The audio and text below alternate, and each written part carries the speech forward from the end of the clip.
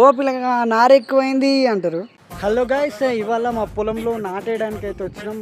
పైన వాళ్ళు నారు పెట్టున్నారు. నెక్స్ట్ ఇదంతా నాటేయాలి. ఒకసారి చూపిస్తారు చూడండి. ఒక్కొక్క దగ్గర ఒక్కొక్క విధంగా నాటేస్తారు. మా దగ్గర ఎట్లా ఇస్తారు అనేది నేను వీడియోలో చూపెడతా, ఎండ్ వరకు చూడండి. వ్యవసాయం అనేది పంచులు కట్టుకుని పొలాల్లో దిగినంత ఈజీ కాదు sir. It's a beautiful relationship between man and earth. సైంటిస్టులు కూడా అర్థం కాని సైన్స్ సార్ ఇది. చలో, వాళ్ళ నారు కూడా అయితే అయిపోతుంది. ఆ నారు తీసుకొని జల్దీ వంచేయాలి, లేకపోతే వాళ్ళు ఈ నార అయితే ట్రాక్టర్తో తీసుకుపోతున్నాం. ఎందుకంటే మడ్లు ఎక్కువ తక్కువ ఉన్నాయి కాబట్టి. పెద్దోళ్ళు అంటున్నారు చెమట వాల్యూ ఇప్పటి వాళ్ళకి ఏం తెలుస్తుంది రా, ఏసీ బంద్ చేయగానే వచ్చే చెమటకి ఇట్లా కష్టపడితే వచ్చే చెమటకి చాలా డిఫరెంట్ ఉందని చెప్తున్నారు. ఎంతైనా అప్పటోళ్ళే గ్రేట్ కదబ్బా.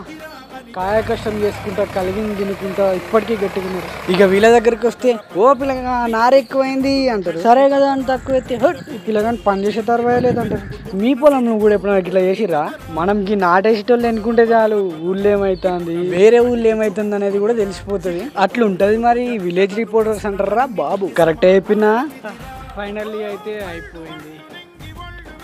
జన్మంతా నీ అడుగుల్లో అడుగులు కలిపే జత ఉంటే నడకల్